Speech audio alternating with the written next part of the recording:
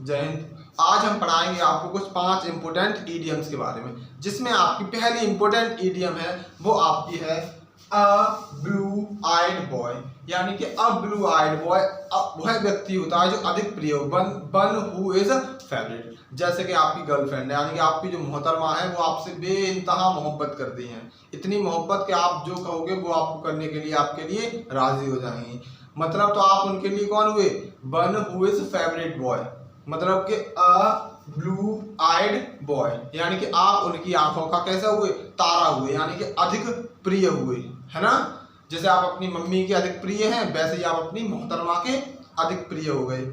फिर ठीक उसी तरह हमारी नेक्स्ट ईडियम है वो है आपकी अ डार्क हॉर्स। अ डार्क हॉर्स का मतलब होता है अनएक्सपेक्टेड विनर, मतलब वह व्यक्ति जिसको मतलब तुम्हें भरोसा ही नहीं था, कभी तुमने उस पर कभी भरोसा ही नहीं किया कि वह व्यक्ति भी ऐसा काम कर सकता है। मतलब एक आपका दोस्त है, मान लीजिए आपने बचपन से उसे शरीर कमजोर मूर्ख माना है, अब अचानक आप एक दिन सो के उठे, जब आपके सो के उठे तो आपको पता पड़ा कि उसने यूपीएससी का एग्जाम फाड़ दिया। अब तुम गए और एकदम सीधे उसके चरणों में आके गिर गए कि अरे भैया कैसे कैसे कैसे किया पास एग्जाम को।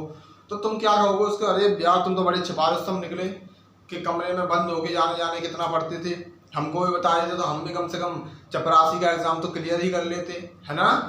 तो ऐसे लोग कहलाते हैं आपके अ डार्क हॉर्स, यानी कि छिपा रुस्तम, एक तरह से आप बोल सकते हो अनएक्सपेक्टेड विनर। ठीक है। जो आपकी थर्ड ईडियम है वो हमारी है आपकी अ डॉग्स ब्रेकफास्ट। अब ब्रेकफास्ट को याद करने की हम आपको ट्रिक बताते हैं। ब्रेकफास्ट का मतलब एक तरह से खाना, है ना।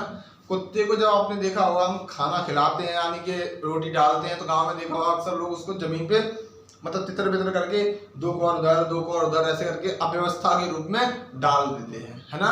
तो मतलब इकट्ठी नहीं डालेंगे, एक यहाँ एक वहाँ ऐसे करके चारों ओर उसके फैला देंगे रोटी के टुकड़ों को। उसी को हम क्या बोलते हैं? ऐसी कंडीशन को हम जो चारों ओर फैली होती है हमारे, मान लो तो उसको हम बोलेंगे मैस, यानी कि अव्यवस्था। जैसे मान लो आपके रूम में है आप, और रूम में आपकी किताबें कैसी हैं? चारों तरफ फैली हुई हैं, कपड़े कहीं रखे हैं, आपकी कपड़े कहीं रखे हैं, किताबें कहीं और पड़ी हुई हैं, है ना। तो ऐसी चीज कैसी कहलाएगी आपकी? टोटली कैसी कहलाएगी आपकी? अ टोटल मैस, यानी कि एक तरह से पूरी अव्यवस्था, मतलब नॉट इन ऑर्डर में नहीं है, मतलब आउट ऑफ सीक्वेंस है ना। तो वो चीज कहलाएगी आपकी अ डॉग्स ब्रेकफास्ट। फोर्थ ईडियम है हमारी वो आपकी है a drop in a bucket.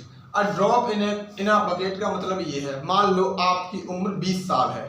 क्या है आपकी उम्र? 20 साल है। अब आप कम से कम 20 रोटियां तो खाते ही होंगे, 20 साल की उम्र है तो, है ना।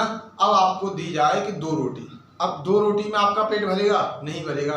तो ऐसी ही सिचुएशन को कहते हैं वेरी स्मॉल अमाउंट, है ना, as compared with what is needed. मतलब ऐसी चीज जरूरत है हमें ज्यादा मात्रा की और मिले कम, तो उसे हम बोलेंगे a drop in a bucket. यहाँ पे बकेट की जगह कभी कभार ओशियन भी आता है, यानी कि महासागर, तो उसका भी यही मतलब होता है कि ऊंट के मुंह में जीरा।